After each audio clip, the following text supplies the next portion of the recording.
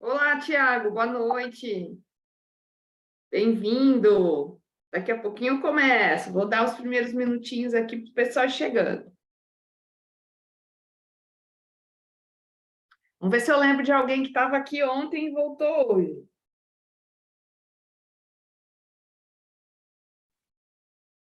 Ana, bem-vinda. Obrigada pela presença.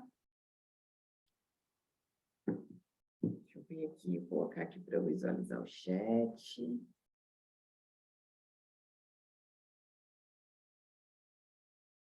Eric, bem-vindo também. Obrigado, obrigado. Ah, Ronilson, eu lembrei que estava ontem. Legal. Está marcando para as 8, faltam 2 minutinhos, então eu vou esperar um pouquinho nesse início, mas eu vou já dizer, né, que fico feliz com a presença de vocês. E hoje a gente vai conversar, é uma continuação do assunto de ontem, só que ontem eu falei mais sobre planejar, né? Foi montar o orçamento a partir de um entendimento detalhado dos projetos. E o orçamento, ele é um plano, né? Ele é o plano de custos da obra. Depois, a gente conversou um pouco sobre o cronograma, encaixando a sequência de execução dos serviços. Isso também é um plano, é o plano de prazo, né? Então, aquilo que a gente viu na aula de ontem, a gente faz antes da obra começar, né? Quando o que eu falei que era o objetivo da aula de ontem, né? Eu me organizar do momento em que o cliente fala comigo e ele quer construir alguma coisa, e aí eu preciso fazer esses dois planos, o de custo e o de prazo, para poder conversar com ele, né? Dizendo, olha, sua casa, sua obra vai custar X, vai demorar tanto nessa minha primeira, no meu primeiro plano. E a minha remuneração, aí eu vou cobrar tanto, né? Ou, às vezes, se faz um contrato de empreitada total, já está embutido ali a nossa remuneração. Isso não é algo que eu vou detalhar hoje, né? Formas de remuneração, mas a gente precisa passar para o cliente essas duas coisas. Ele quer saber quanto custa e quer saber quanto tempo demora.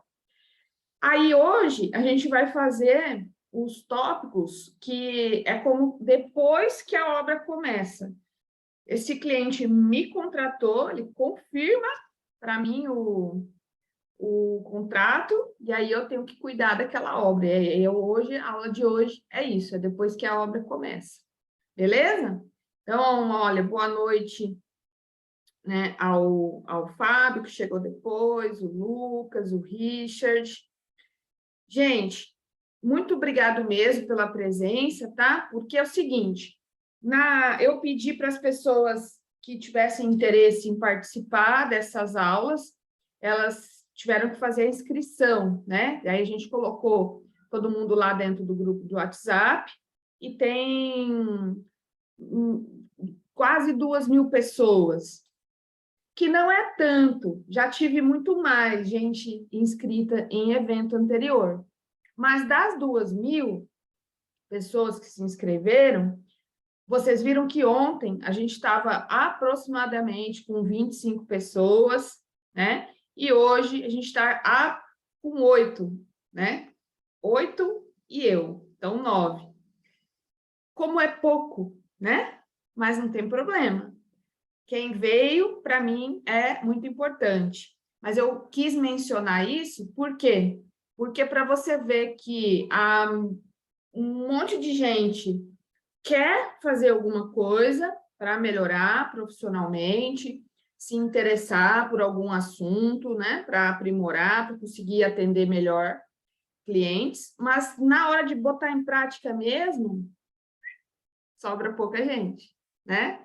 Ir até o fim, realmente estudar, realmente ter a mente aberta para receber a opinião de uma outra pessoa, que no caso sou eu, né? Que hoje vou demonstrar a minha opinião aqui de como eu trabalho para vocês, e insistir, ficar até o final, são pouquinhas pessoas, né? E isso é bom por um lado, porque significa que se você for a fundo, se você realmente se dedicar e começar a praticar, você tem chance de decolar, porque os outros estão ficando para trás, entendeu? Estão só com a vontade, mas não estão realmente colocando algo para rodar, né? A ação. Inclusive, hoje, os tópicos que eu vou trabalhar na aula, eu estou chamando de atitude mesmo, porque só a vontade não dá. A gente tem que ter a vontade, porque ela faz, né, a nossa primeira motivação, mas a gente tem que ter atitude dentro lá do canteiro de obras, com o nosso cliente, com a nossa equipe de execução, com os nossos fornecedores. Sem atitude de gerenciamento, não vai acontecer, né? A gente vai continuar. Eu sou totalmente contra essa história de viver extremamente estressado só porque trabalha com obras. Ah, é um caos. Ah, nossa, todo dia milhões de problemas, tal. Não é assim. A gente não estudou, a gente não se dedicou para ter uma vida assim, massacrante, super estressante. Problemas? Tem. Todas as profissões têm, né?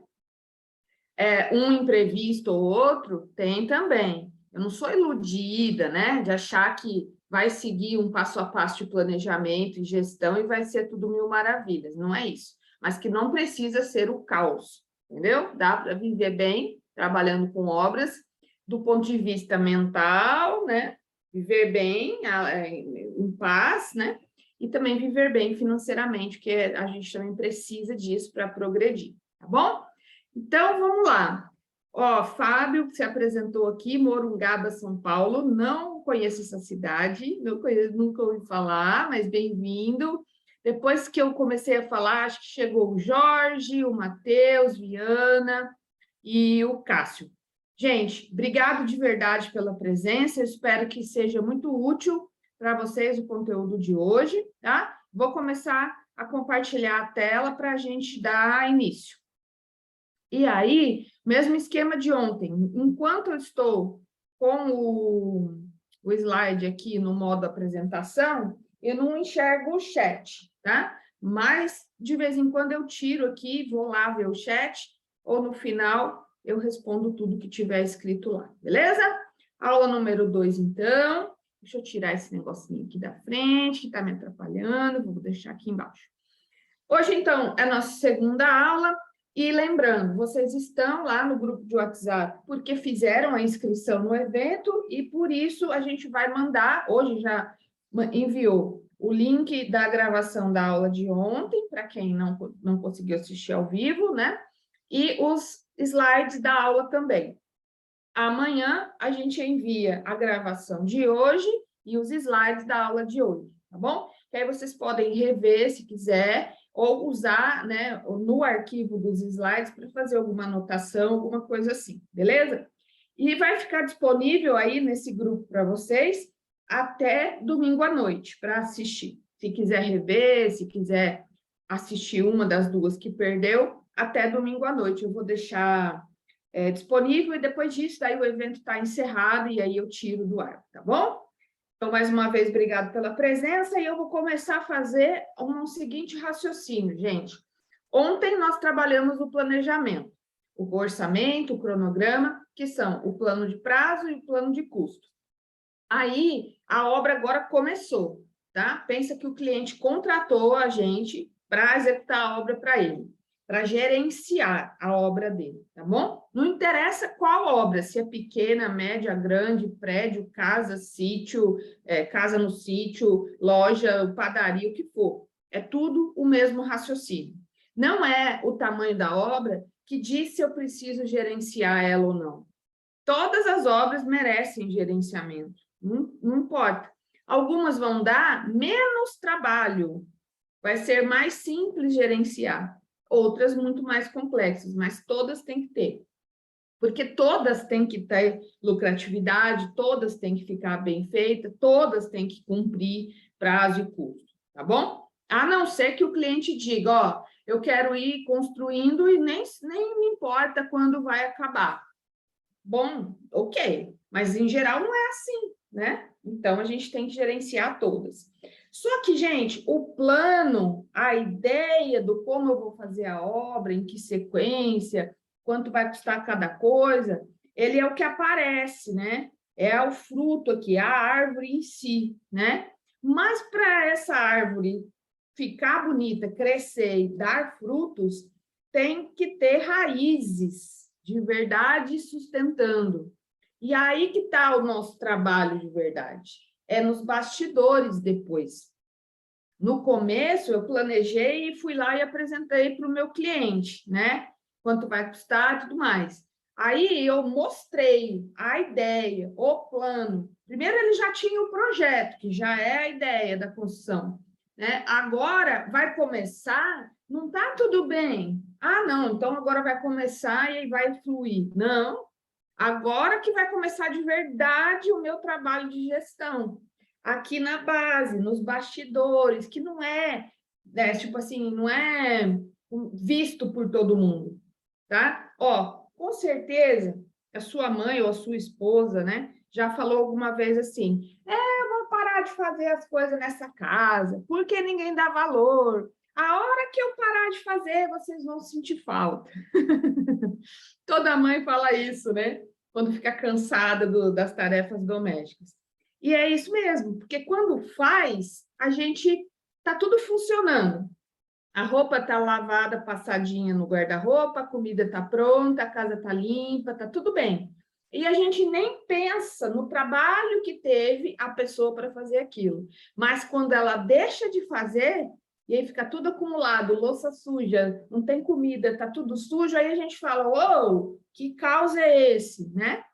Porque estava um trabalho de bastidores. E a obra é assim também. Quando está tudo funcionando bem, ninguém vai falar, nossa, olha que profissional, né? Sensacional. Mas a hora que está um caos, vai falar, pô, esse profissional não está fazendo nada da parte dele, né?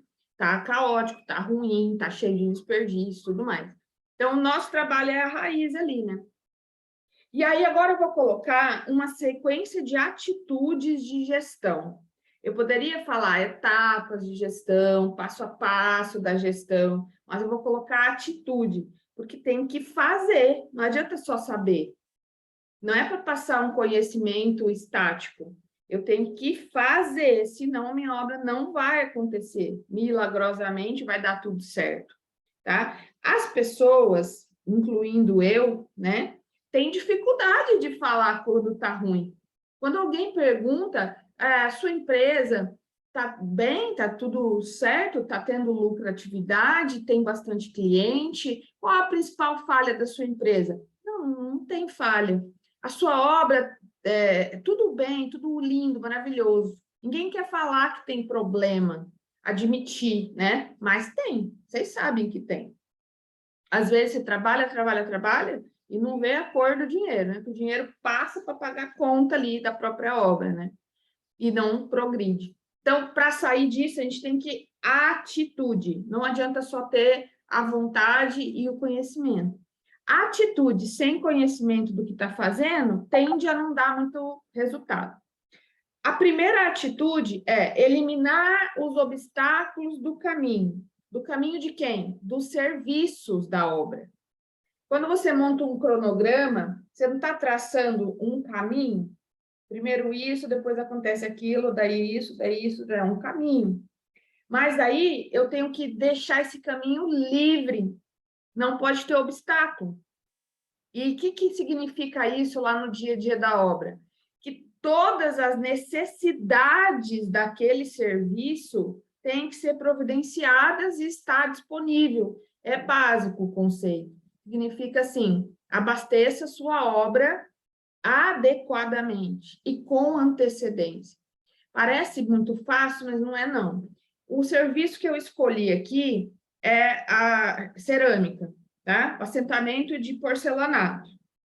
Então, abastecer e eliminar os obstáculos parte do princípio que, primeiro, eu consigo entender quais são as necessidades de um serviço, certo? Então, se eu falar aleatoriamente assim, gente, o que precisa comprar? Pode ser comprar, alugar, contratar, tá? O que precisa comprar para executar porcelanato? Aí vocês vão falar o porcelanato, a argamassa, o rejunte. E como a foto está aqui mostrando, os niveladores. Ah, beleza. O que mais? O básico é isso, né? Vamos ver se é? Olha só a lista que eu fiz. Mão de obra é insumo, é recurso. Então, tem que ter o pedreiro, e não é qualquer pedreiro, é o pedreiro de cerâmica, porque tem pedreiro que não faz cerâmica, não faz acabamento, né? Só faz parede, contrapiso, reboco, mas não mexe com acabamento. Então, tem que ser o pedreiro, azulejista e o ajudante dele, ó, o servente. Beleza. Não, já tenho, é carteira assinada? Beleza. Não tenho, vou atrás de um MEI, vou atrás de um empreiteiro, que for, mas eu tenho que providenciar. Porque se não está disponível, ainda é um obstáculo. Aí o serviço não vai começar no prazo, certo? Aí, se tem gente, tem EPI. Não adianta falar, mas não, mas isso aí não. É obrigatório e é importantíssimo, porque um acidente grave que acontece regaça com a nossa vida financeira e moral. Já imaginou botar a cabeça no travesseiro quando alguém, sob a sua responsabilidade lá dentro da obra, se acidentou gravemente? Eu não quero passar por isso. E financeiramente, é super impactante.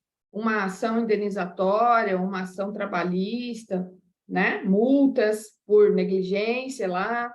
Então, tem que ter os EPIs. O básico, né? Para o cara que vai assentar cerâmica. A bota, o capacete, o óculos, porque vai fagulha, né? Às vezes pode respingar argamassa, a luva, que ele vai mexer com a argamassa, e a máscara, por causa do pó e tal.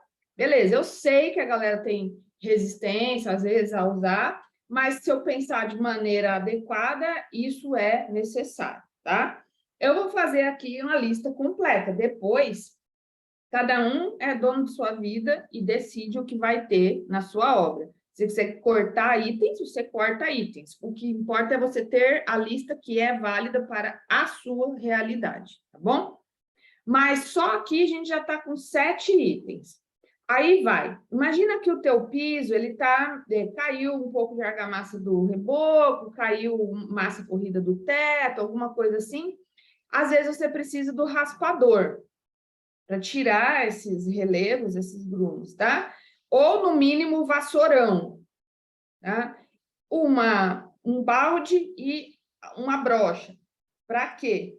O balde para lavar, a colher, a desempenadeira, para pegar a água com a brocha e dar uma espirrada assim no chão, porque a gente umedece o chão, né? Antes de assentar o porcelanato, tá bom?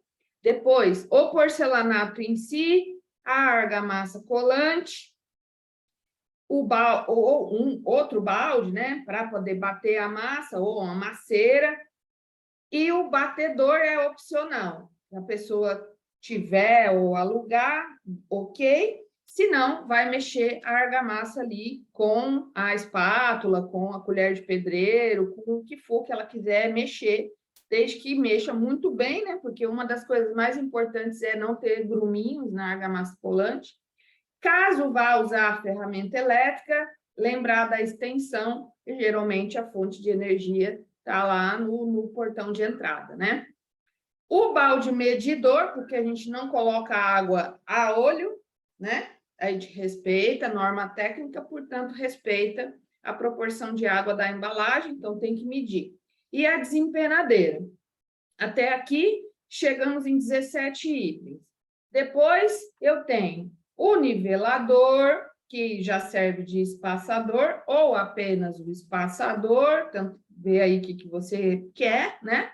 O martelo de borracha. Se tiver a ferramenta a laser, ótimo. Se não tiver, vai prego e linha, né? O esquadro, que pode ser o tradicional ou pode ser esse articulável. a riscadeira, a trena, a serra-copo, se tiver que fazer furos para passar a tubulação, ralo e tal, e o raspador de rejunte. Ah, Vanessa, nunca usei raspador de rejunte, serra-copo também não uso, porque o cara dá conta de cortar na maquita mesmo e fica bom. O que eu falei? Falei que eu vou botar a lista completona e depois você vai riscando o que você não usa na prática, tá bom? Depois tem a maquita, né, ou serra manual, que na verdade maquita é marca, o disco, o lápis de carpinteiro para fazer as marcações, o rejunte, o aplicador de rejunte, que pode ser a pistolinha ou o de EVA, ou o chinelo havaiana, não vale, tá bom? Pano de limpeza e bloco de espuma. Para que usa a espuma? Para dar aquela lavadinha sem jogar água para limpar o rejunte ali, né? E o pano, né? Para dar aquela limpada final, senão o rejunte seca ali e fica manchado o piso, beleza? Para mim, fazendo aquela lista, é detalhado mesmo, é até o lápis, tá? Deu 32 itens. Eu duvido você conversar com qualquer pessoa dentro do canteiro de obras, assim, informalmente, a pessoa colocar metade desses itens aí como providências para a obra, para o serviço de porcelanato, tá? E é tudo isso. Se você for, né, respeitar a boa prática de execução e também a de segurança do trabalho. Aí, o que você não usa, porque não é a prática da sua cidade, não é na sua obra e tal, corta fora. Mas vai sobrar aí pelo menos uns 20 itens, que aí, com antecedência, você vai contratar, alugar, ver se já tem no seu almoxarifado, comprar, para dar tempo de chegar tudo antes do serviço começar, e com isso você garantir que você tem mais chance de cumprir o seu cronograma, tá bom? Então, por que eu chamo o meu curso de Master Gestor de Obras? Porque gestor de obras é mais do que simplesmente um executor de obras. O executor, geralmente, ele está preocupado em coloca a pessoa lá, o trabalhador lá, o pedreiro, o servente e tal, e vai fazendo, do jeito que o vento bater, está preocupado às vezes só com a técnica. Tá, vai fazer a parede no prumo, vai fazer o reboco na espessura correta e tudo mais, mas gestão é mais do que isso.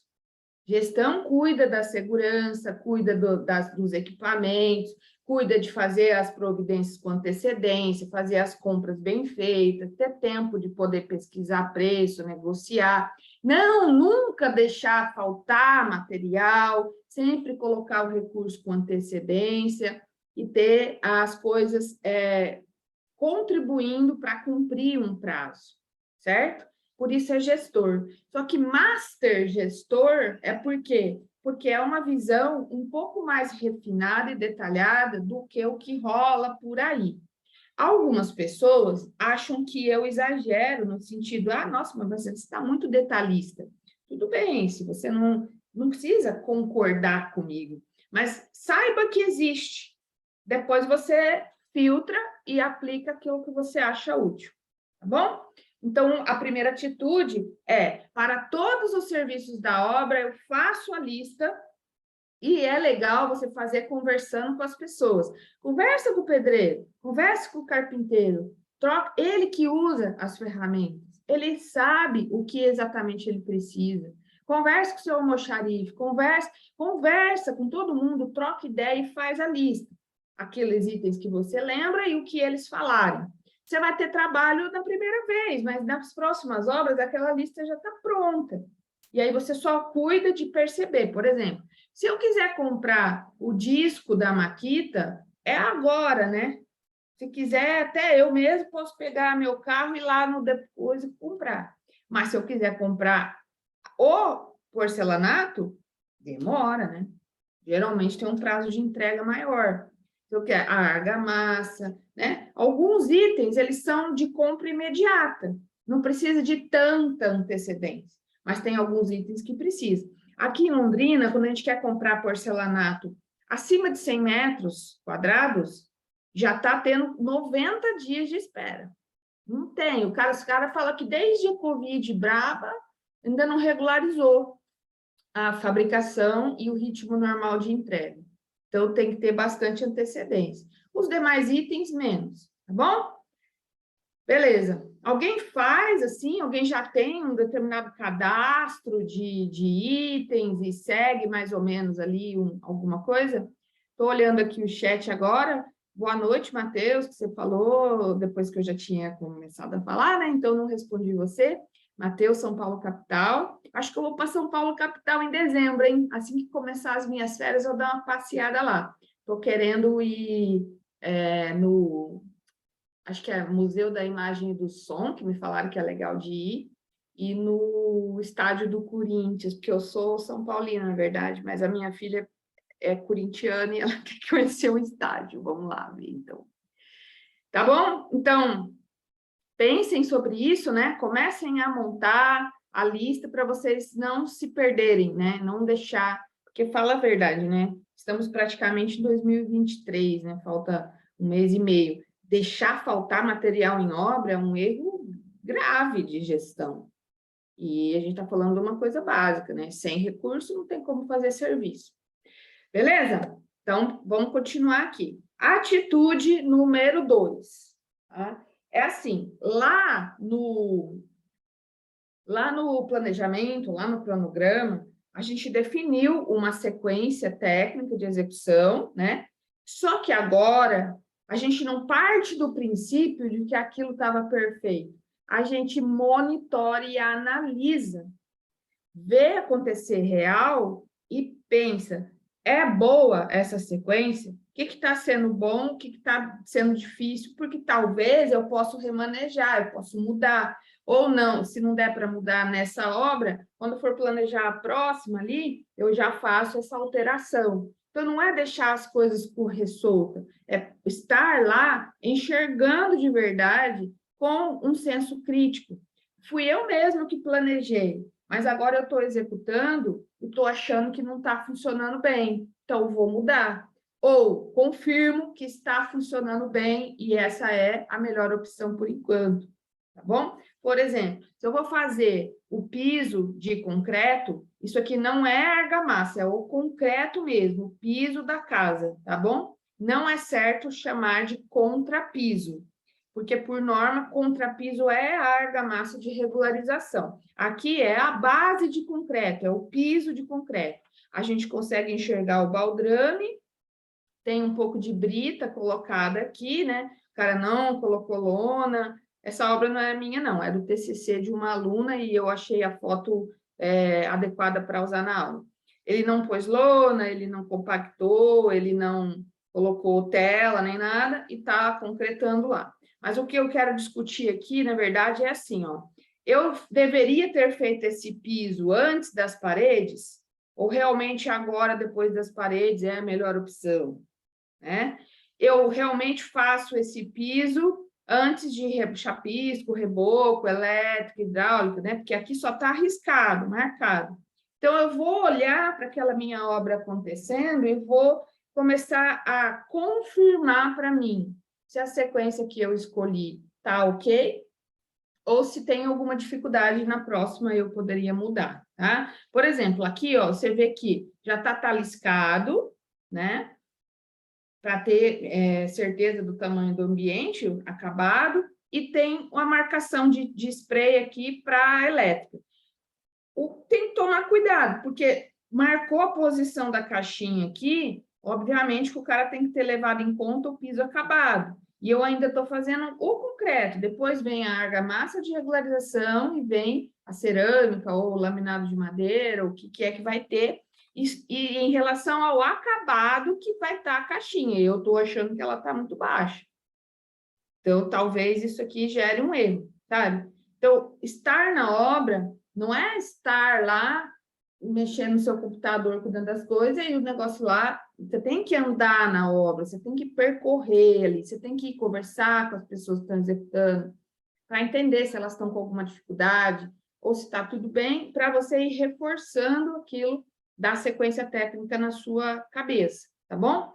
Outra coisa aqui, ó, opa, Outro exemplo, né? Massa corrida. Você faz antes de colocar os batentes, realmente, né? Porque depois você vai vir colocar o batente. Se for com espuma, não vai sujar muito, mas se for com argamassa, vai sujar. E aí você vai dar uma perdida ali da massa corrida ao redor.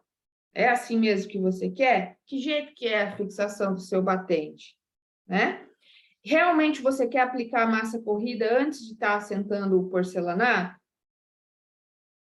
Parece bom. Vai lixar, vai muito pó, depois limpa tudo e assenta o porcelanato. E depois vem, pode ser que tenha um retoque aqui, porque vai ter o rodapé, vai sujar um pouquinho, mas faz o retoque e vem com a tinta, né? Se eu for em cima do porcelanato, aplicar a massa corrida, aí tem que proteger bastante, tem que ter cuidado porque o cara vai montar um cavalete para subir, né? Então, eu tenho que olhar o que está acontecendo.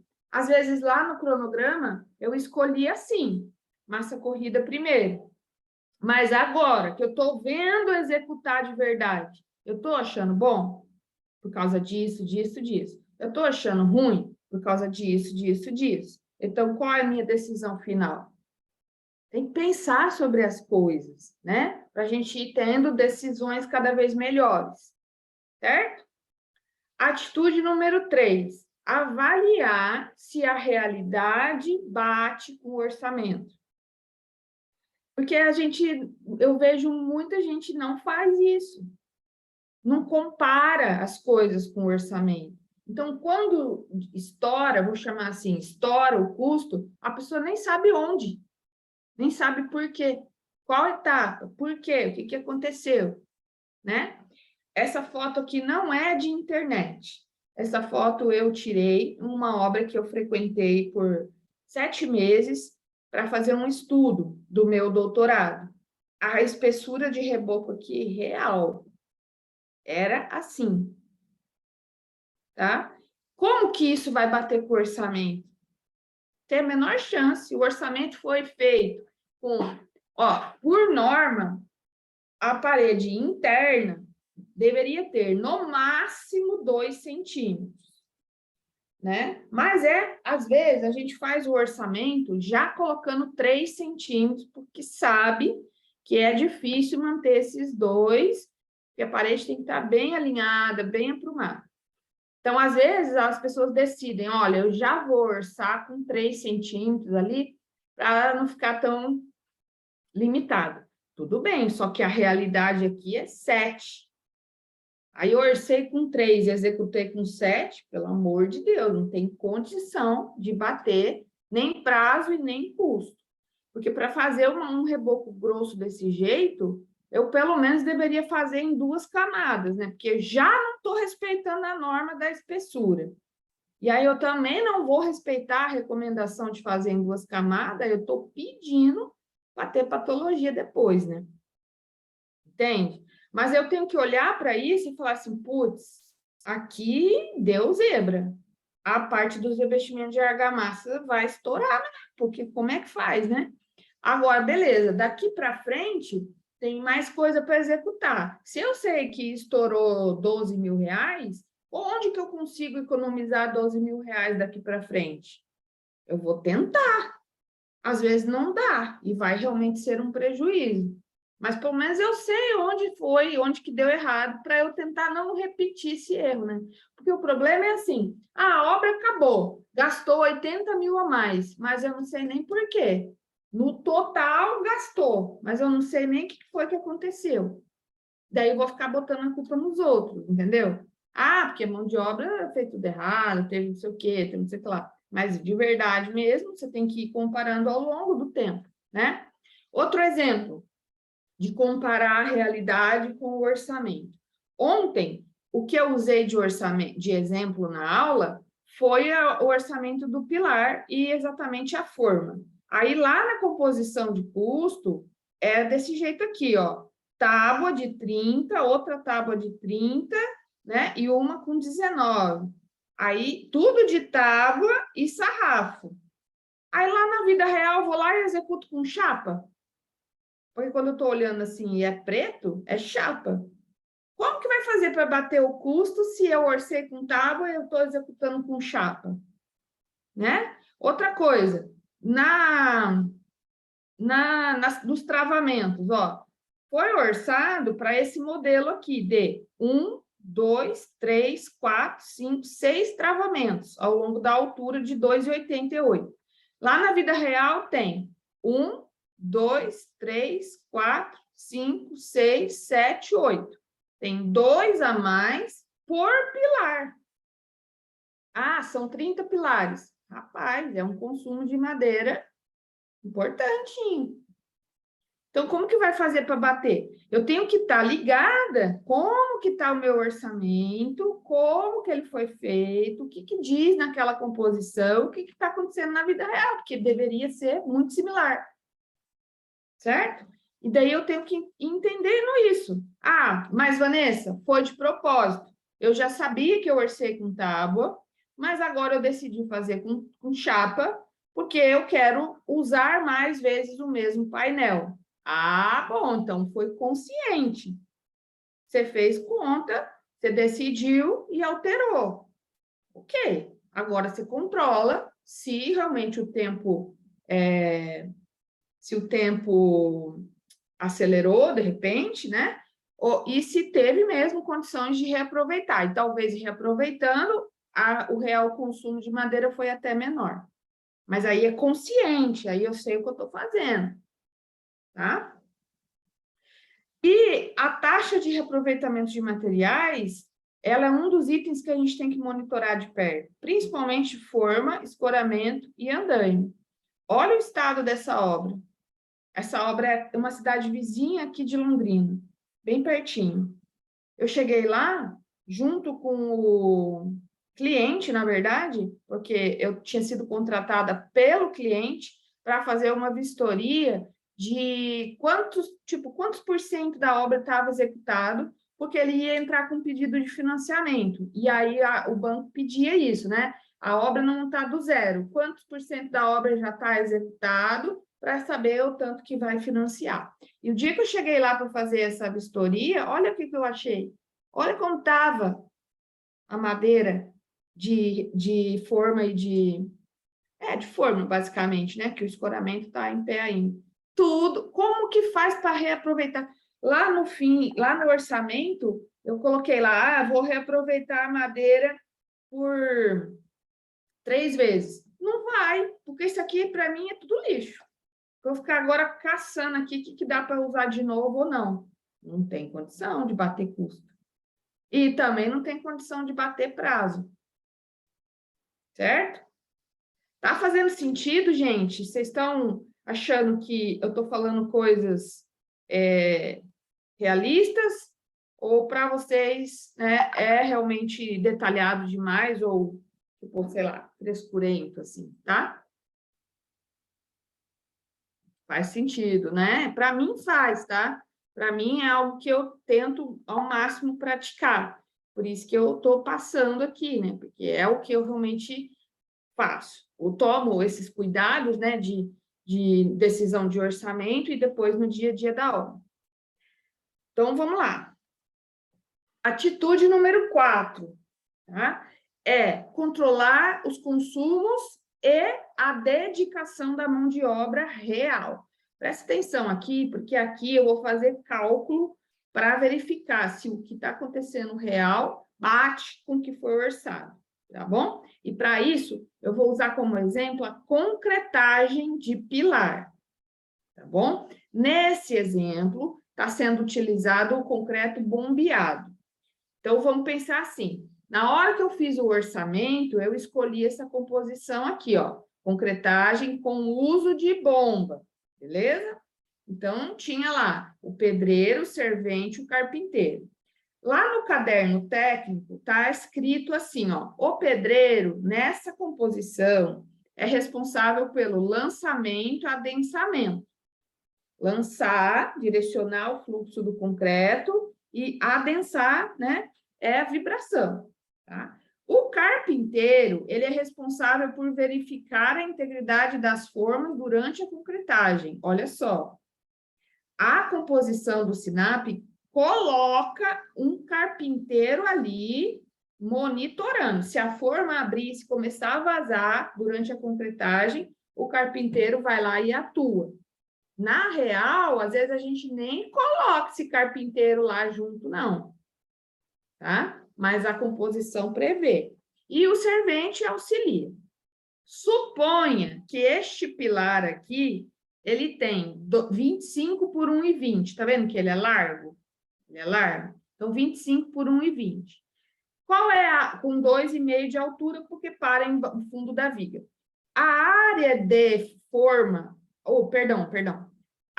O volume desse pilar, com essas dimensões, é menos de 1 metro cúbico. É 0,25 vezes 1,20 vezes 2,50. Dá 0,75 metros cúbicos, tá? Aqui que eu vou fazer? Eu vou calcular quanto tempo deveria demorar essa concretagem deste único pilar, tá? Ó, o consumo do pedreiro é 0,17 horas para concretar 1 metro cúbico. Mas não tem 1 metro cúbico, tem 0,75. Então, qual seria o consumo? 0,13. 0,17 vezes 0,5. 0,13 horas significa 8 minutos. Então, para este pilar deste volume, o pedreiro deveria se dedicar 8 minutos.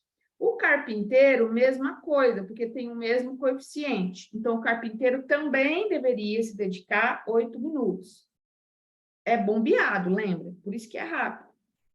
O servente tem um consumo maior, ó, 1,04 horas. Para 0,75 cúbicos, dá 0,8 horas, que equivale a 48 minutos. Tá bom? Então, isso aqui é eu usando a composição para identificar, tá, quanto tempo deveria demorar a concretagem de um pilar deste tamanho. Agora, eu vou lá na vida real e vejo o que realmente está acontecendo. Opa, não era para ter essa mãozinha aqui agora. Quantas pessoas tem lá? Tem 6 pessoas lá na vida real, ali, concretando o pilar. E eu estou lá monitorando para saber se eu estou bem, ruim ou empatando no custo. Tá bom? O que as pessoas estão fazendo? Quem são, né? Ó, esse número 1, ele está com o vibrador aqui no corpo, ele está fazendo a vibração. O número 2, ele está segurando o mangote aqui, conduzindo o fluxo de concreto, tá? O número 3 e o número 5 só estão segurando o mangote, porque de fato é pesado. Então, tem, como está lá no alto, né? Tem que dar uma segurada, um apoio aí. Ele fez esse Y aqui de madeira, ó, e ele fica ajudando a segurar. Daí, esse aqui, absurdamente, está apenas segurando a extensão do vibrador. E esse 6 aqui está só olhando, tá? Parece engraçado, né? Mas vamos lá, é o seguinte, ó. Esse cara é o pedreiro, tá? Esse cara é o carpinteiro, por isso que ele está só olhando. Ele está ali só vendo se a forma não vai precisar de algum reparo, certo?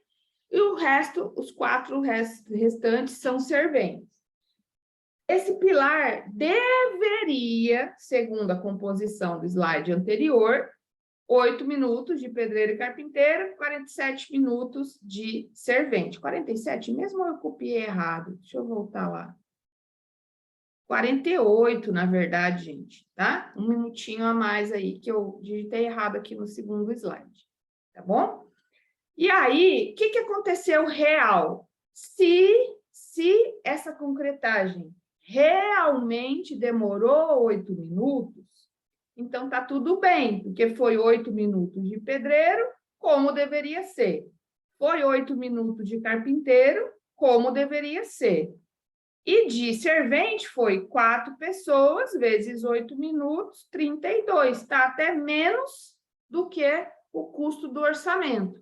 Então, apesar de parecer ruim, porque tem muita gente, tem um cara só segurando a extensão aqui, fazendo as contas, não está ruim. Para você ver como que, às vezes, a composição ela é um pouquinho folgada, ajudando a gente, né? Porque, fala sério, olhando de longe, a situação está ruim. Tem muita gente. Agora, ó, Se a concretagem demorar 10 minutos, aí já estoura aqui, já estoura aqui. E já aqui ainda não estoura, ficaria 4 vezes 10, 40, poderia ser 48, né? Mas já estoura o consumo de pedreiro e carpinteiro, então já começo a ter estouro de custo, entendeu? Ah, eu estou monitorando aqui, cada pilar está sendo concretado em 15 minutos, então tá ruim. Vai sair mais caro do que o orçado, tá ligado? Só que muita gente fala, nossa, eu não faço esse tipo de controle, não. Talvez, gente, você não precisa fazer para todos os pilares, faz 1 ou 2. Se o número está indo bem, deixa correr. Aparentemente, parece que vai dar bom, entendeu? Mas você monitorou 1, 2, 3, monitorou um tempo ali do dia, concretagem de laje e tal, e viu que está estourando, vê se você tem alguma coisa para você fazer aí, tá? Por isso que eu chamo Master Gestor de Obras, é Master, vai um pouco mais a fundo para fazer a obra dar certo.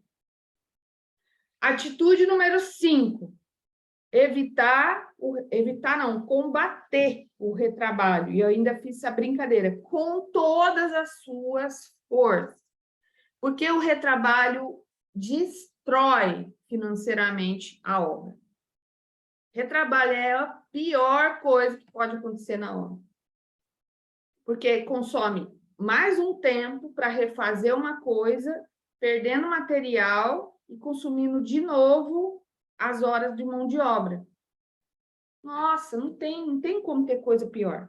E aí o retrabalho, olha só, vou começar aqui pelo interruptor. Pode ser um retrabalho bobeira. Ó, a pintura que é mal acabada ao redor do interruptor. Isso aqui é um descaso, porque o pintor sabe pintar, sabe aplicar massa corrida.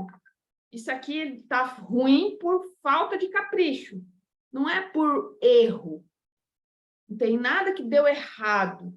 Não é problema de projeto, nem nada. É só uma falta de um cuidado de espalhar melhor, de lixar melhor, né? De ter tirado a tampinha para fazer perfeito e depois devolver a tampinha.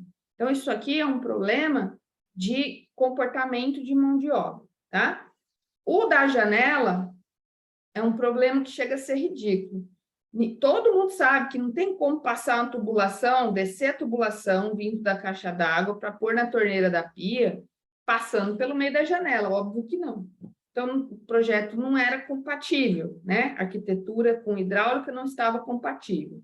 Aí o pessoal foi lá e desviou, só que desviou até o canto do vão. Como que coloca uma janela aqui? Como? Não dá, tem que ter tijolo aqui, né? Vai parafusar a janela, vai chumbar a janela ali no tubo. Vai achar que vai dar só para rebocar? Não. Se eu tiver que criar uma nova fileira de tijolo aqui, o vão vai ficar menor. E aí eu não vou respeitar o tamanho da janela. Então, assim, como que alguém vai lá arrumar uma coisa e continua deixando errado? 2 vezes retrabalho. E esse aqui é o típico, né? A hora que vai testar, a hora que libera a água da caixa d'água para encher a tubulação, começa a vazar. Aí tem que quebrar para achar onde é que está o vazamento, e daí quebra azulejo, quebra, né? É transtorno demais. Então, assim, fazer todo o seu esforço para não ter retrabalho.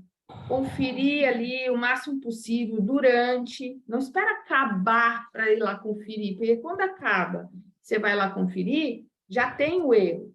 Olha aqui, gente, faz 5 meses que o meu aluno aqui da universidade, o Lucas, terminou o TCC dele, e a gente estava estudando exatamente retrabalho, em uma obra do estilo MRV, né, habitação social, assim, repetitiva, de prédios. Do revestimento cerâmico, a gente acompanhou 3 torres, né, que eram de 8 pavimentos cada uma. 42% dos apartamentos reprovados. Na torre 2, 52%. Na torre 3, 47%. Em média, vamos botar aqui uns 50%? Aonde você quer chegar na sua vida se apenas 50% das coisas que você faz fica certo? Não tem como ter bom resultado. 50% da cerâmica assentada está reprovada e vai precisar de retrabalho. Ou porque está trincada, ou que está desnivelada, ou que o rejunte está mal feito, vários problemas. Alguns mais graves, outros mais simples de resolver. Mas é muita reprovação. Metade do que a galera fez saiu ruim. Aí você vai para a pintura interna. 37, 32, 42. Gesso, parte das sancas ali de esconder tubulação. Menos, mas mesmo assim, 15% é desprezível? Tudo bem você perder 15% de dinheiro a cada recebimento? Não, né? Não é desprezível. Isso aqui mata a obra financeiramente e no tempo também. Então, tudo que a gente puder fazer para evitar retrabalho é uma atitude extremamente importante, tá? Atitude número 6 é a última, beleza? Aguenta aí, aguenta aí. Atitude número 6 é: obra é comunidade. Pode ser uma comunidade de 8 pessoas, 10 pessoas, mas é uma comunidade. A galera tem que conviver, eu inclusive, né, por meses. A não ser que seja uma reforma rápida, mas, em geral, meses. Dependendo, anos. Aqui em Londrina tem muita obra de prédio. E o tempo médio tem sido 3 anos. Então, a galera vai conviver 3 anos no mesmo ambiente. Não tem como dar bom se o relacionamento e a comunicação não funcionar e não for saudável. Já era esse negócio de achar que eu mando, você obedece. Eu chego regaçando, metendo voadora no peito, falando grosseiro, gritando, mal educada, e você tem que ser caprichoso e obedecer. Não existe isso. Acho que nunca existiu. Só que as pessoas têm essa cultura de que, eu não posso dar mole, senão a galera vai folgar em mim. Mão de obra vai ficar achando que eu sou amiguinho e não vai me respeitar. A mão de obra também é ser humano e também tem que ter respeito. Talvez, nesse ponto, muita gente não concorda comigo, tá? Mas eu vou dizer que é o que eu faço. O que custa você ser aberto para as pessoas conseguirem conversar com você? Tem engenheiro que não conversa com os trabalhadores, apenas com o mestre de obra, apenas com o líder. Por quê? Por que as pessoas não têm liberdade de tirar uma dúvida comigo, de me pedir alguma coisa, de reclamar de alguma coisa? Porque a hora que ela reclama, eu sei que tem um problema para resolver. E eu não quero ficar me enganando, achando que não tem problema. Tem, e eu tenho que resolver, porque eu sou o líder ali. Tem que ter liberdade das pessoas conversarem. Eu posso estipular, enquanto eu estou aqui no escritório, eu estou ocupada, mas eu vou tirar um pedaço do meu dia para caminhar na obra. Nessa hora, se você tiver alguma coisa para falar comigo, pode vir, tá?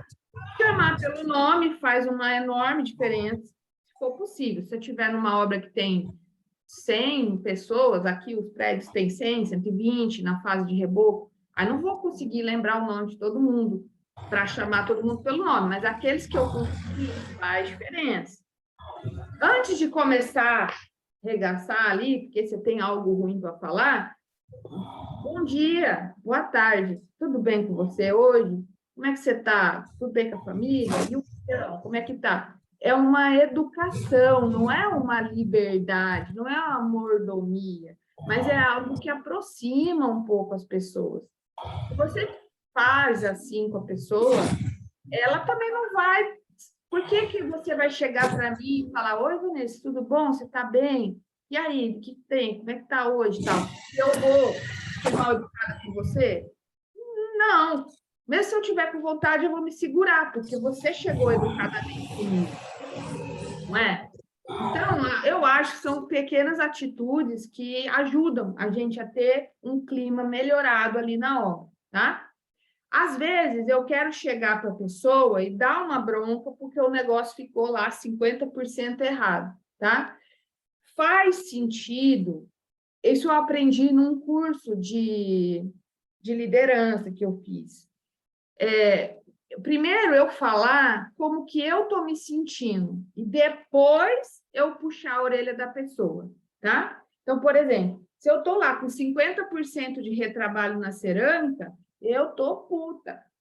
Só que eu vou chegar primeiro e vou falar: ô fulano, vim aqui conversar com você porque, olha, eu estou nervosa hoje.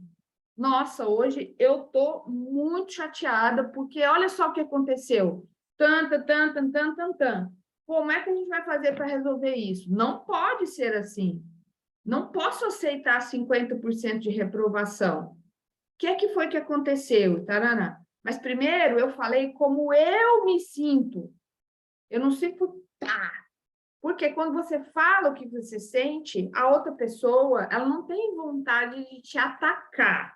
Ela tende a escutar melhor o que você está falando, e aí a conversa vai. Porque a intenção não é brigar.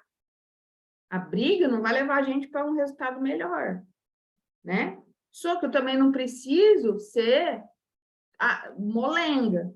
Eu tenho que achar um ponto de vista, mas eu tenho que tentar fazer, gente, o que eu estou querendo dizer é que essas coisas eu faço para tentar, consigo conversar e dar bronca se precisar, mas não vir inimigo, porque quando eu chego regaçando, eu vou embora e o cara fala assim, agora que eu vou fazer errado mesmo, porque eu vou ferrar com essa Vanessa aí. Mulher grosseira, eu vou regaçar com você. E aí ele faz mais errado ainda, entendeu? Porque fica com raiva. Então, não é por esse caminho, tá? O espaço de reclamações. O espaço de reclamações eu aprendi com a Patrícia, que é uma aluna do Master Gestor de Obras. Ela se matriculou em 2019, foi antes da pandemia. Ela executa e gerencia uma obra de um hospital na Bahia. E aí ela falou numa aula de mentoria do curso como ela faz o espaço de reclamações. E eu achei genial. Ela faz assim, ó, todo dia no 11h30 até... Não, como que é? O almoço é 11 horas, né? Então, das 11 às 11h30, ela fica ali na salinha, né? E todo mundo que quiser vir reclamar de alguma coisa é naquele horário. Às vezes vem um bando, vem um monte ali, reclama, reclama, reclama. Porque a furadeira parou de funcionar, porque o fulano não limpou o lugar, porque não sei o quê, porque reclama, reclama, reclama. E o que ela faz? Ela ouve e vai resolver. Se ela não concordar, ela fala que ela não concorda, assim, não sei o que lá, mas ela vai tratar aquelas reclamações. Só que o combinado é o seguinte: acabou, agora você vai voltar lá e não vai reclamar. Não é para ficar um reclamando com o outro, não é para ficar andando pela obra reclamando, vai trabalhar e cada um cuidar da sua vida. Porque agora o horário de reclamação é só amanhã. Com o tempo, foi parando de ter as reclamações. Porque perdeu a graça reclamar. Só se fosse algo sério. Se você não trata, não passa. Fica todo mundo o dia inteiro reclamando de tudo. E é muito ruim trabalhar num ambiente de reclamação. Só que aí também tem o seguinte, a pessoa chegou para mim, reclamou, eu tenho que fazer alguma coisa. Eu não posso assim, beleza, vou ver. O pior negócio que tem na vida é você conversar com alguém, um negócio sério, importante, a pessoa, beleza, vou ver. E nunca vê, nunca faz nada, fica do mesmo jeito. Então, é para fazer, é para resolver. Na verdade, o nosso papel é resolver coisas. Se eu for contratada por uma construtora, é para resolver os pepinos, porque se fosse só para olhar, não precisava de mim. Qualquer um dá conta, né? E outra, não suponha, pergunte. Eu achei que o cara sabia a cor do rejunte. Ele aplicou errado. Eu achei que eu tinha combinado com você de você fazer tal coisa hoje. Eu achei que... Achou, não vale. Se eu tiver na dúvida, pergunta. Se não tem dúvida, fala. Comunica. Hoje em dia a gente tem tudo. Tem WhatsApp, tem mensagem no Telegram, tem chamada de vídeo, tem áudio no WhatsApp, tem tudo E a gente não conversa bem. O que precisa de verdade falar, não fala. Entende? Então, aí não funciona, porque a obra é comunidade, tá?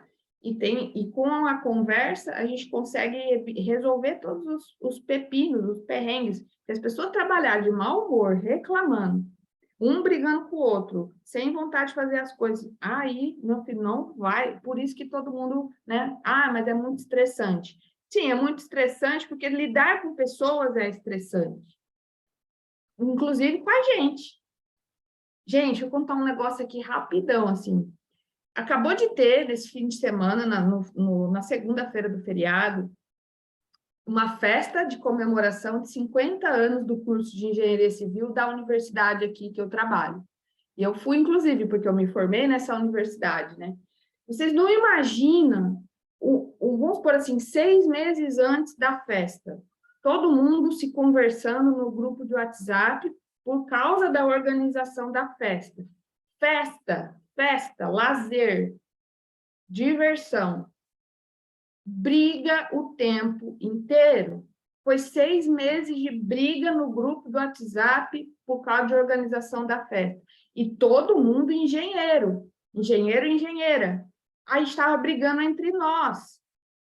Como é que... Ah, eu não posso criticar a equipe de mão de obra, então não. Eu estou fazendo igual, né? Tipo, é ser humano que é assim. Não é porque um tem diploma e o outro não. Então, a gente tem que aprender a criar relacionamentos melhores e ser claro na comunicação.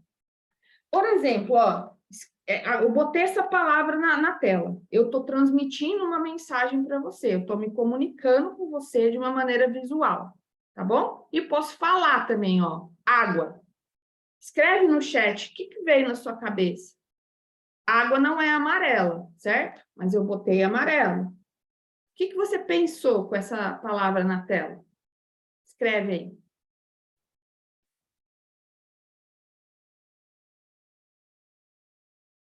Vamos ver o que vai aparecer. Vai, não tem vergonha, não. Escreve aí. Beber, sede, garrafa com água. Tem alguma cena, alguma imagem, alguma coisa relacionada à água veio na sua mente a hora que você viu essa tela.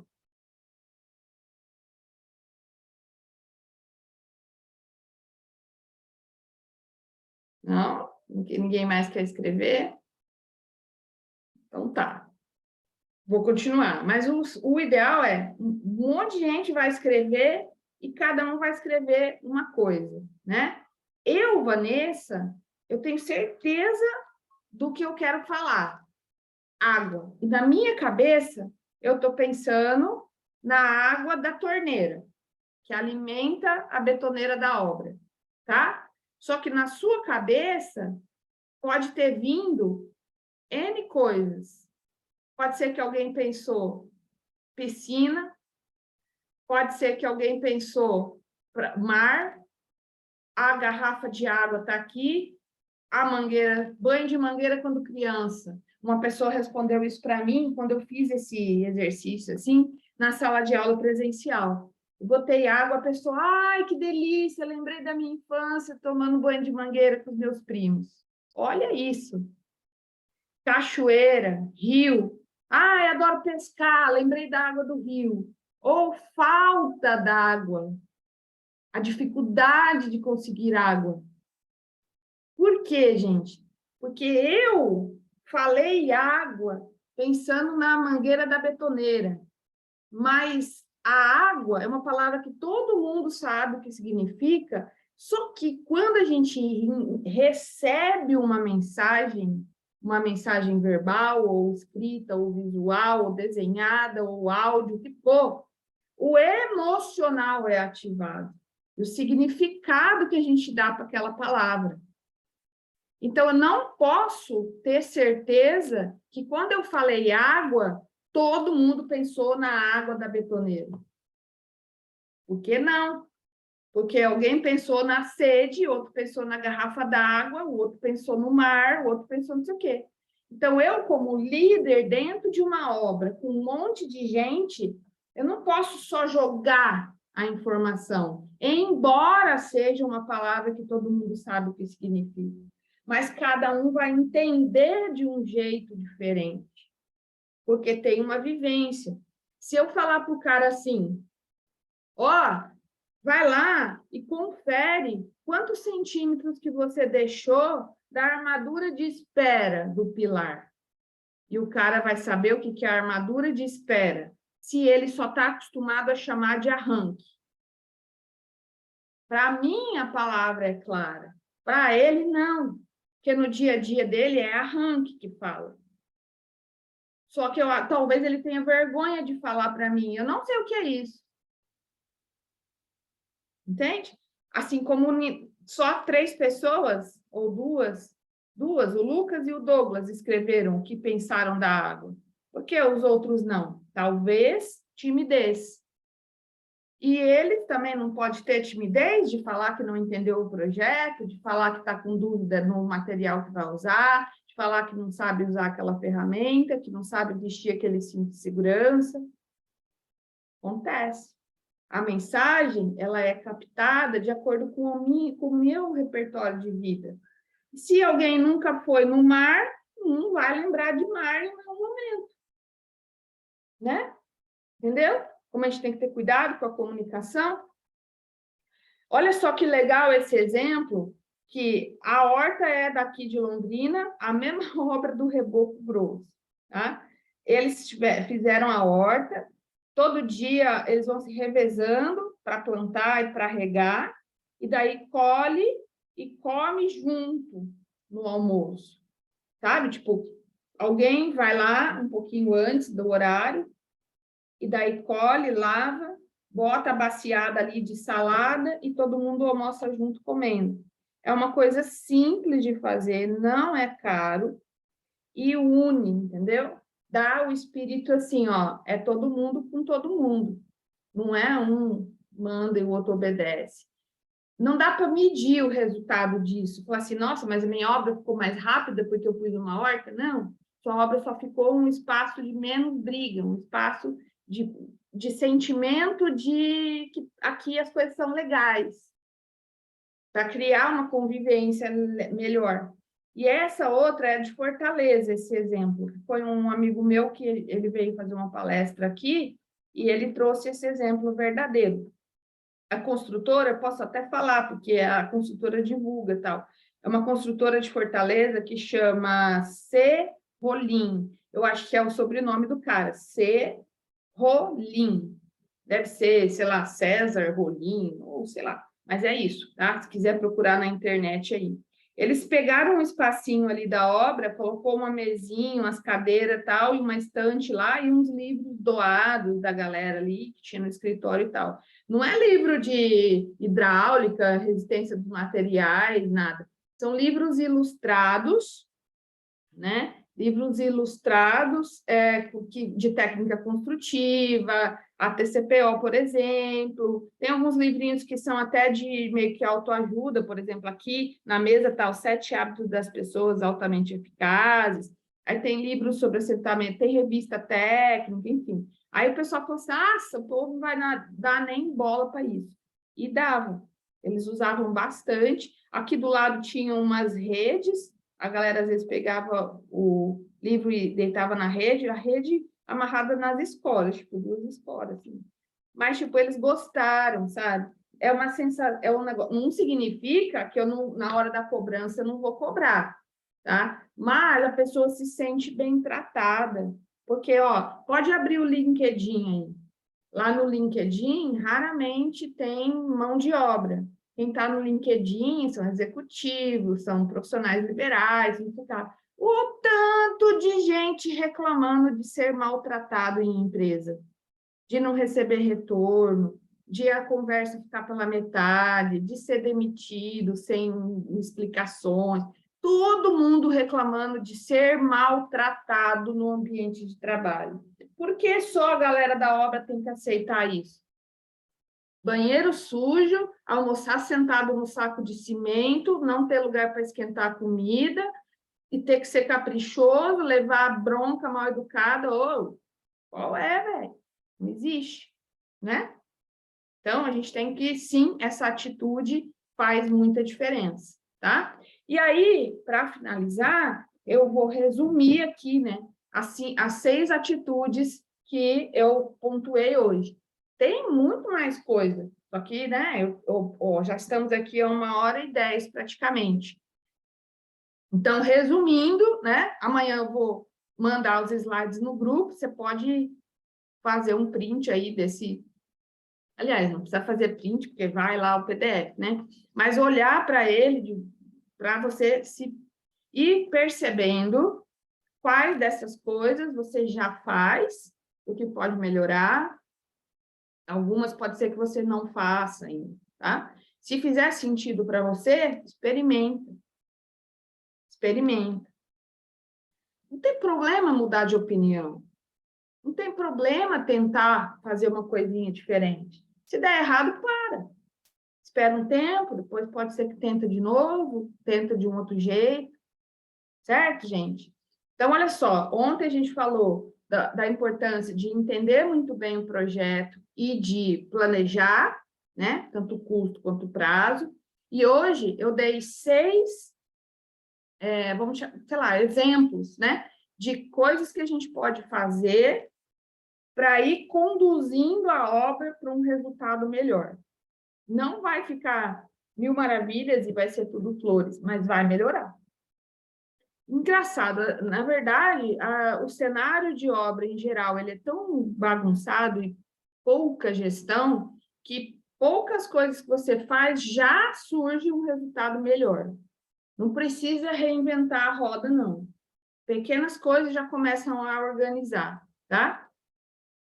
E agora, né, eu peço, né, um pouco de licença de vocês aí, do tempo de vocês, né, que eu já agradeço por vocês estarem aqui comigo, mas quero dizer como funciona o Master Gestor de Obras para você conhecer o meu trabalho, tá bom? O Master Gestor de Obras, ele é o seguinte, ó, eu vou clicar aqui, vai abrir a apresentação do curso, eu posso pedir para o pessoal botar no grupo amanhã também, tá? Ele tem um curso de 4 fases. Primeiro eu vou fazer umas aulas iniciais sobre gestão, depois os serviços da obra, do zero à pintura, da limpeza do terreno até a pintura, depois os documentos gerenciais, que é o orçamento, cronograma físico e financeiro, e as ferramentas de controle, né? Controle, mais ou menos como a aula de hoje, controlar produtividade, controlar custo e tal. Então, ó, desde fundações, limpeza do terreno, fundações, todas as etapas construtivas daquela casa modelo que eu mostrei ontem, tá? Vou fazendo a leitura de projeto, montando, falando sobre o processo construtivo em si e montando o orçamento, cronograma e tal. Daí, lá no final, ainda tem 25 aulas gravadas em obra, aqui, ó, eu gravei em obra, tem mais todos esses cursos bônus, gratuitos para quem compra o Master Gestor de Obras, né? Um módulo aqui que eu gosto pra caramba, foi muito legal gravar esse módulo com a psicóloga, porque ela falou 10 aulas sobre a insegurança que a gente tem de atender cliente, sobre o medo de errar, o medo de não dar conta, sentir-se desvalorizado, né? Várias coisas que ajudam a gente a se posicionar. Aí a gente tem, uma vez por mês, a gente tem um encontro aqui no Zoom, com todo mundo, de todas as turmas, tá? Para discutir e ter aulas sobre assuntos que não estão lá gravados, sempre assuntos complementares. Também para a gente poder interagir mais, né?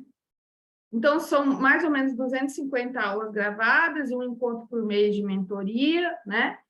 E aqui tem os temas mais ou menos da mentoria. Tem certificado de 100 horas, porque como é um curso de 250 aulas, né?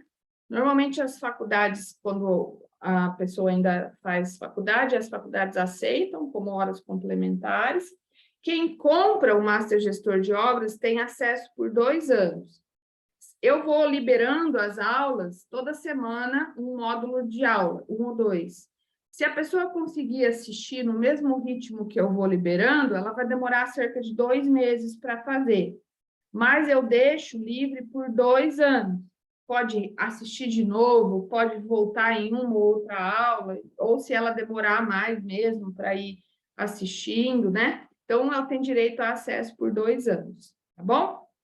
Aí todo mundo vai também para um grupo de Telegram, onde a gente conversa todo dia lá, tira dúvida um do outro, troca trabalho e tudo mais. E, né, o legal é que fica com as planilhas prontas lá, como eu mostrei ontem para vocês, dos orçamentos. E eu vou, até domingo, que é o dia que vai ficar disponível aí as aulas para vocês, eu vou fazer, já que estamos em novembro, todo mundo fazendo Black Friday, né? Então, eu também vou fazer. Vou dar 25% de desconto na inscrição para quem se inscrever de hoje, está valendo já, até domingo, tá? Então, eu vou colocar aqui no chat, ó, o link, caso você queira olhar, tá? Não é obrigatório, claro. É um convite que eu estou fazendo a vocês, né? Caso você queira olhar, né, como é que funciona o Master Gestor de Obras. Eu vou até clicar no link aqui, ó, para eu explicar um negócio para vocês, tá? Ó, quanto custa o Master Gestor de Obras? Não está dando para ver sua tela não, professora. Não está mostrando? Não. Ué. Ah, entendi. É porque estava só no slide. Agora eu vou mostrar aqui. Agora sim, né? Sim, tá ok. Ah, perdão, obrigado, tá? Ó, ele vai custar, já com desconto, né, da Black Friday, 12 parcelas de 72. Então, essa é a tela. É pelo Hotmart, é seguro, tá? Não clona cartão nem nada, não. Pode passar com Pix, com... Não, o boleto não está ativado, não. Só cartão de crédito, tá? E assim, ó, 747 se você pagar à vista. O parcelamento não é meu, é da Hotmart. Eu não tenho poder de alterar aqui. Então, você vê que tem um pouco de juros, sim, sendo sincera com você, tá? Mas, às vezes, né, se você falar assim, mas eu só consigo comprar parcelado mesmo, e, sei lá, o valor da parcela cabendo no bolso, eu estou interessado em entrar. Então, no máximo, é 12 vezes de 72, tá bom? Então, gente, isso é o que eu escolhi aqui para... Nossa, acho que parou de gravar aqui, mas, enfim, já acabei mesmo o conteúdo, né? Então, sintam-se à vontade, tá? Amanhã a gente vai colocar a aula lá no grupo, a gente vai mandar os slides. Se vocês puderem, assistam de novo, se o assunto fez sentido, tá? E, ó, tenta colocar em prática, gente. Porque não adianta falar assim, não, mas, Vanessa, isso daí não funciona, na construção civil não dá certo. Gente, é o que eu faço. Eu estou com 20 anos de formado. Bom, eu tenho problemas também, né? Não é tudo maravilhas na obra, não. Tem, às vezes, furo de custo, tem problema, mas é que vai indo um pouco mais regrado. Então, eu não posso falar que eu tenho uma vida estressante. Não tenho. As coisas vão meio que sob controle. Vez ou outra, algo mais importante ali para resolver, tá? E dá para viver bem, sim, tá? Lógico, hoje em dia, eu sou multi, né? Eu trabalho na universidade, tenho o Master Gestor de Obras e tenho os planejamentos que eu faço. Eu sou contratada para fazer, é o que eu ofereço, né?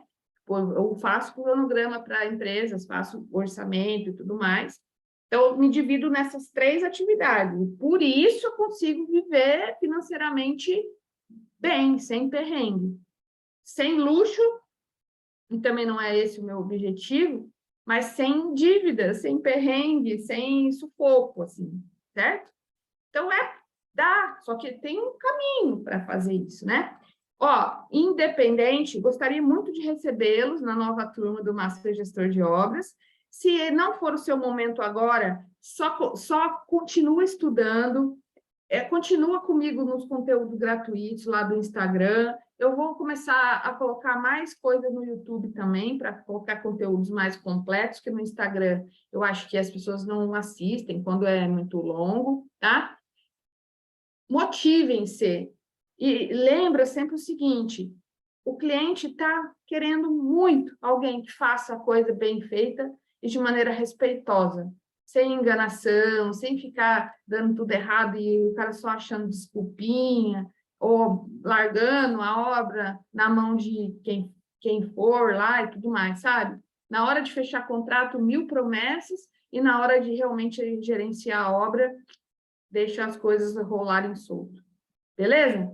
Então, de verdade, muito obrigado pela presença de vocês, mas vem para cá, vem participar aí da turma do Master Gestor de Obras com essa oferta aí de 25% de desconto, tá bom? Serão muito bem-vindos, mas independente disso, obrigado, né, por ficarem aqui ouvindo a apresentação que eu fiz do Master Gestor de Obras, e independente disso, vocês têm acesso a mim. Se me mandar lá no Instagram, eu vou responder, se mandar e-mail, eu vou responder, tá bom? E pensem sobre esse conteúdo da aula, tá bom? Para colocar em prática para valer e conseguir ir melhorando aí aos poucos a sua vida profissional, tá bom, gente? Ó, beijo, muito obrigado, boa noite para vocês e agradeço aí a presença, a paciência de me ouvir. Tchau, valeu pelo encontro.